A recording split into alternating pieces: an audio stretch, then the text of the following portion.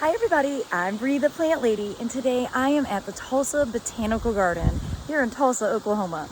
I have been traveling across the state of Arkansas for the State Master Gardeners Symposium, and I'm ending my journey here in Tulsa for my International Plant Propagator Society annual board meeting.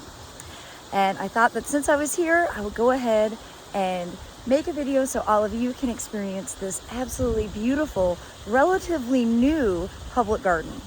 So I hope that you will enjoy this tour of the Tulsa Botanical Garden. So I am entering into the children's garden, and the colorful plantings are covered in a wide diversity of pollinators, and there's lots of people here. So this will probably be more of a beauty tour rather than an in-depth plant explanation tour.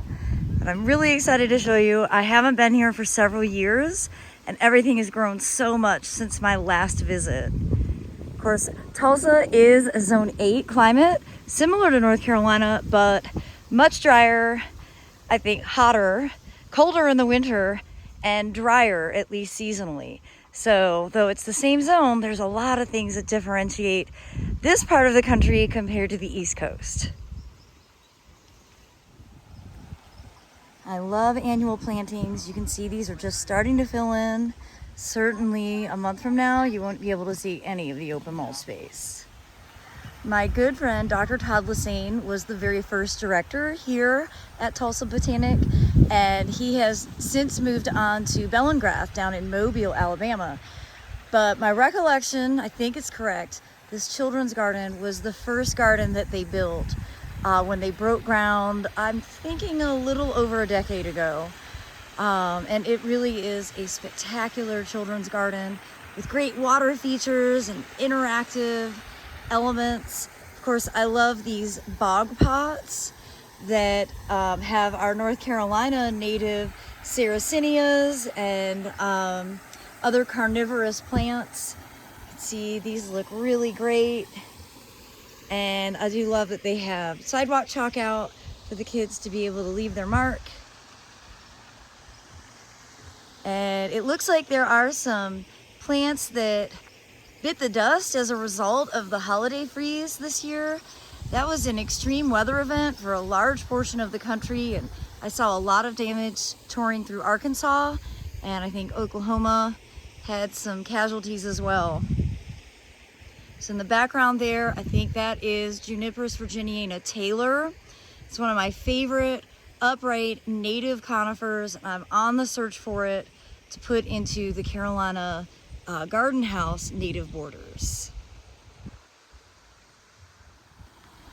Now I've been seeing this echinacea all across Arkansas, growing in literally just like along roadsides in native environments, and I'm relieved to see that my ID was correct because I see a label. This is Echinacea pallida, and you can see how awesome those long skinny petals are, kind of recurved back. And I do have this planted at the Carolina Garden House. You know, I like all echinacea, but I have to say the texture of Echinacea pallida really is remarkable. You can see how it's just kind of naturalized along this very hot concrete pathway. This is a really cool plant, Filipendula rubra venusta. This is the queen of the prairie. And I have not grown this in a long time, but now I'm gonna put it on my wish list. Of course, my journey started a week ago in Athens, Georgia, going through the Bailey Nurseries breeding program, and that is very much dominated by hydrangeas. And my appreciation for hydrangeas has increased significantly over the years, but particularly in the past 7 days. When you see a stand of hydrangea quercifolia like this growing in full baking sun, completely covered in flowers, it's just a plant that absolutely every garden should have. Pollinators are always such an important part of a garden, and here you can see a hummingbird moth on this verbena. And I've seen tons of butterflies and bees and moths and all kinds of awesome insects interacting here on the plants. And that's certainly the sign of a healthy, well-balanced ecosystem. So it's a warm day. I think it's about 85 degrees, but just having the sound of water immediately makes you feel cooler. I think that children's gardens with water features are really, really important. This one is definitely in my top 3 in all of the United States.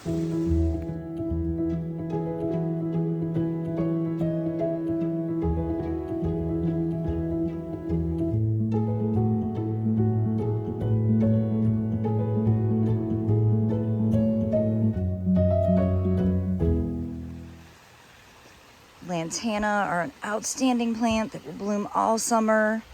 Here you can see Ruellia, Mexican petunia, which is kind of a stupid common name because it's not a petunia at all. And of course, we got a lot of different asters, rudbeckias, and over here the liatris are just about to start coloring up for the summer.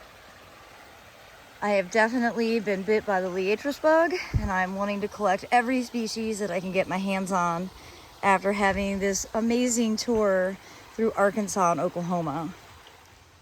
Now here you can see a calycanthus, and this is probably Hartledge Wine, which was a hybrid introduced by the J.C. Ralston Arboretum. And it's important to note that Todd Lassane, the original director here, actually did his graduate school work at NC State and was an interim director at the J.C. Ralston.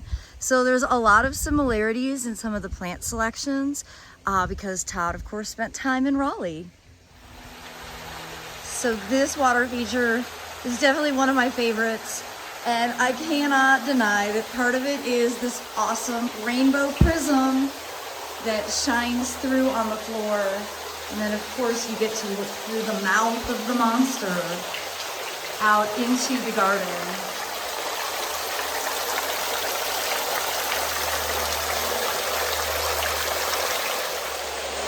I love that I feel like I am part of the rainbow when I come inside of this installation.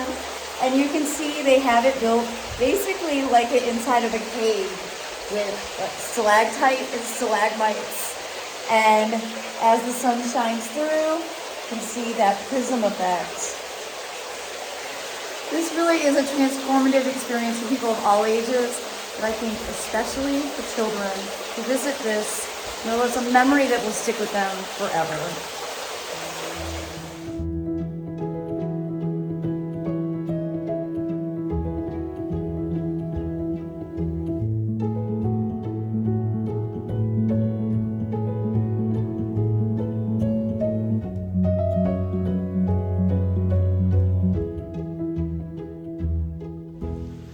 Of course, what would a children's garden be without some fabulous musical instruments to play on?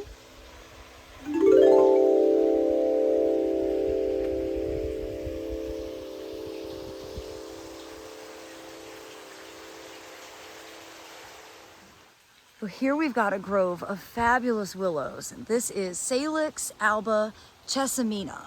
And what you can see they're doing here is they're coppicing them at about 6 foot tall, and that is what is enabling all of this really great vigorous juvenile growth. You can do that really easily with Salix and basically maintain their size. And here, just about to bloom, is Cephalanthus occidentalis, the button bush. And you can see why it's called that, because the flowers look like little buttons at this stage. Now when they open, they will actually have cool like white filaments that come out, and it almost looks like the COVID DNA structure. I saw these in full bloom when I was touring around Little Rock, Arkansas a few days ago. The last time I visited here, I was so intrigued with these hanging pollinator sculptures. They are so beautiful.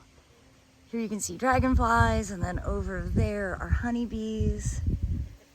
And they're really just so dynamic. Of course, as we walk through here in the interactive meadow, you can see things like rattlesnake master, Orangium yucifolium, and beautiful heleniums. Lots of rudbeckia that haven't started to bloom yet. Vernonia, the ironweed that's just starting to bud up. This really is a garden that will be beautiful even through the extreme heat of the summer, but really I think it looks great all the time. Any time of the year, this is a garden that possesses incredible amount of seasonal interest.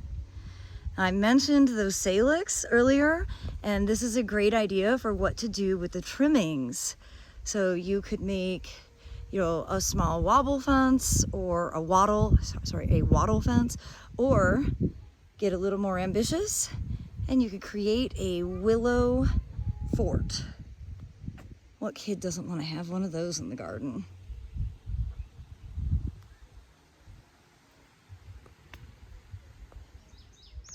Todd is a fantastic plantsman, but particularly with trees and shrubs, and you can see really dynamic collection here with those Taylor junipers, and then this is Taxodium distichum PV minaret.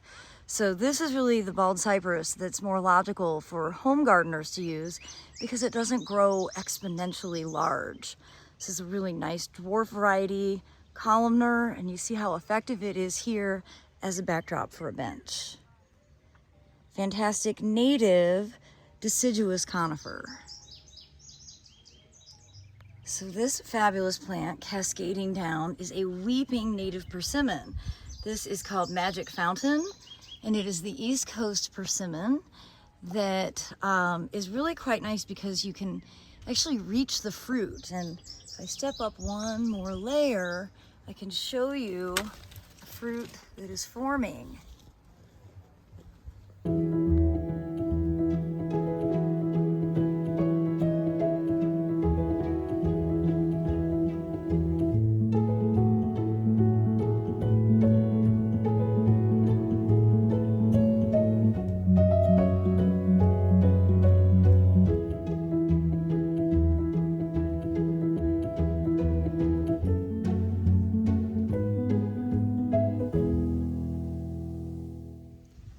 Does look like the Edgeworthia was certainly a casualty from the holiday freeze, and you can see it is growing back but has a lot of dieback on it.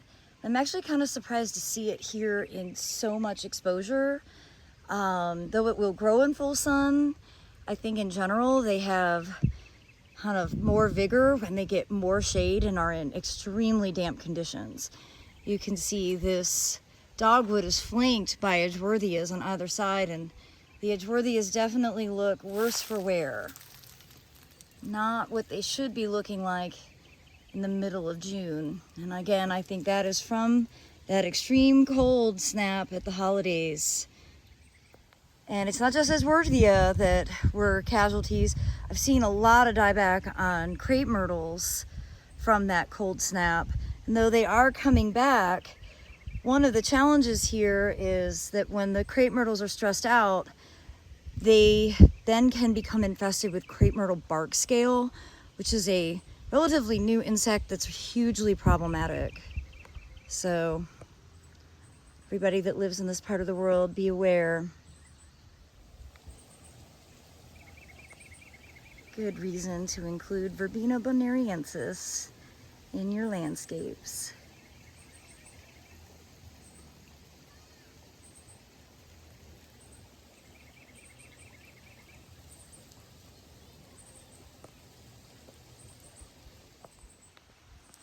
As I mentioned, it's been a little while since I was here last. I actually came and did a fundraiser with Todd, and it was so much fun. But this was one of the areas that really stuck out in my mind. Under this fantastic native oak, there's this great platform and these regal benches.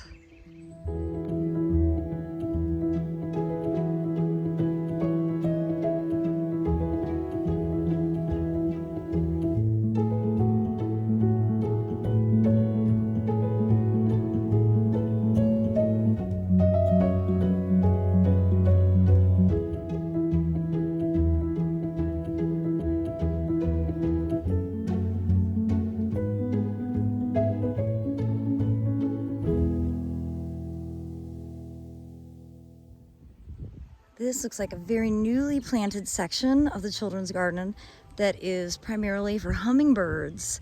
And I love that they have good signage to explain to people. And of course, hummingbirds are attracted to red, scarlet flowers, things with tubular blooms. And this is a great collection of things like salvias and cannas and agastaches and lantanas that all support them very effectively. Of course, through my experimentation in the garden, I have discovered that one of hummingbirds' favorite plants of all time is actually sesame. And I wish I had some sesame seed on hand to go ahead and guerrilla garden and just scatter some in the open spaces, because I know that that would support their mission of attracting and feeding hummingbirds. I'm a week early for the grand opening of their brand new section of the garden. But since I've been here, they have accomplished so much. And I'm excited to explore this whole other area that was newly planted when I was last here.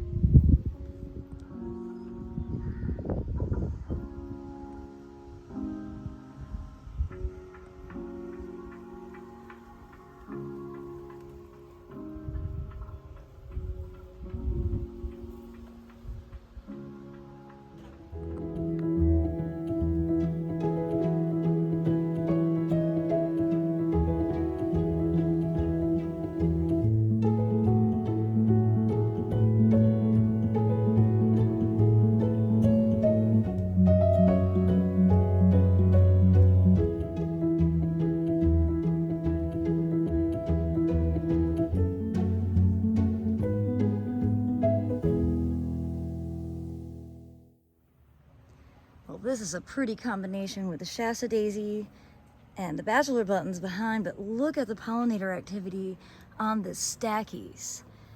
I'm not exactly sure what variety this is, but it's definitely one I need to keep my eyes peeled for.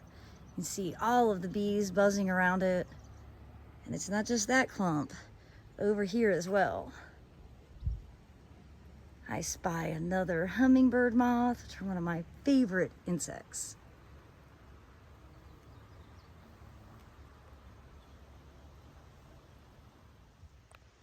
One of the things that North Carolina and Oklahoma have in common are southern magnolias, Magnolia grandiflora. And you can see this fabulous border untouched by the holiday freeze, which many broadleaf evergreens really suffered. I've seen, terribly damaged gardenias and camellias and hollies, but you can see this Magnolia grandiflora looks fantastic. Of course, it's in full bloom, and the smell is beyond intoxicating. I wish smell-o-vision existed.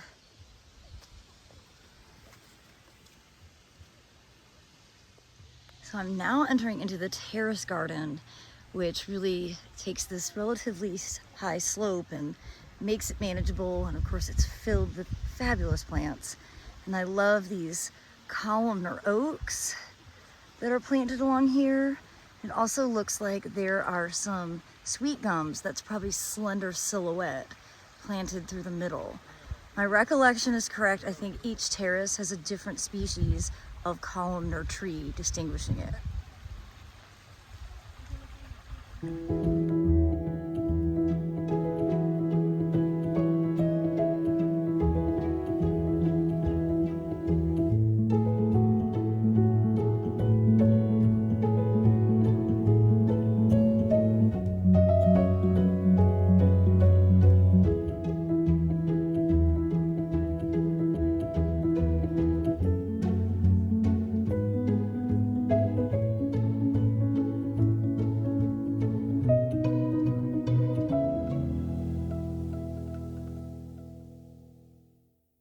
Another one of my favorites, and this evolvulus with that great bluish flower. You can see the celosia is seeding in probably from prior years' installations. The next level up mimics the color scheme, but instead uses salvia and pincushion plant, which is a name that's escaping me right now. Speaking of pollinator magnets, look at this. So this is a pycnanthemum. I don't see a sign Again, I'm weary of my plant ID. Is it tenuifolium? I'm not sure. Virginianum? I'm not sure. But this is certainly where all the cool kids want to hang out.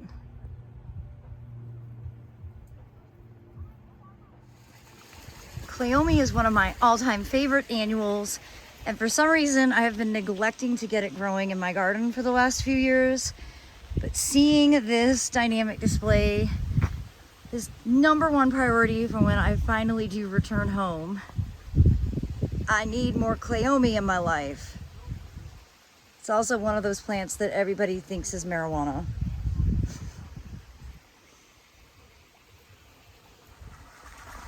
Now, to show you some of the damage, you can see this is the native Ilex vomitoria, and I think this is a cultivar called Bordeaux because it's got the nice dark kind of wine-colored new growth. But you can see a lot of dieback in it, and that again was from that sudden temperature drop at the holidays. I nearly reached the top, and it is a hot day here in Tulsa. I would love to just sit down on these steps and cool off in the water. But you're not allowed to do that. Well, I've got to tell you, there's a very exciting sight up here, and that is an agave that is in bloom. Look at that incredible flower display. And good, there's a label, so I can actually tell you what species it is, because my agave database in my brain has kind of disappeared. This is agave perii. And again, once they flower, the main plant dies completely. Look at those flowers. Oh, they're so beautiful, and pollinators love them. And they bloom for several months. You can see there's lots of buds at the top that haven't yet opened. And as I exit the terrace garden, again, these incredible Magnolia grandifloras are in bloom. Their smell is just like from a different world. It's definitely one of the plants, though, that I always appreciate in other people's gardens because they can obviously grow quite large and their leaves never decompose. So they can be a little bit messy. Nevertheless, I think they're magnificent. So another great native plant that I have kind of forgotten about is Caloroe. This is Caloroe bushii, Bush's poppy mallow. And I saw it growing all over different parts of Arkansas, and of course looking great here. And that is a plant that I need to get for my native gardens. So it's a pollinator magnet, and it really does perform all summer long. Heat, humidity, drought, doesn't matter, doesn't really skip a beat. Fantastic plant, Caloroe bushii. Yet another plant, great native plant that I'm very excited about is Spigelia marylandica, the Indian pinks.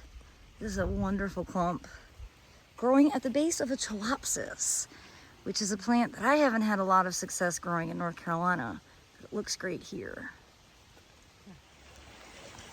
One thing I really have to give the team credit for is their ability to maintain these beds in such a symmetrical pattern. That is no easy feat because plants perform differently, sometimes just a few feet apart, and they have done an absolutely incredible job of mirroring these plantings from each side along that cascading waterfall. Well, I hope that you have enjoyed this garden tour here at the Tulsa Botanical Garden. If you ever have the opportunity, definitely put this on your must-visit list. Tulsa is a great city, and this is a fantastic garden with a whole lot more to come. Well, as always, thanks so much for tuning in, everybody. Happy gardening.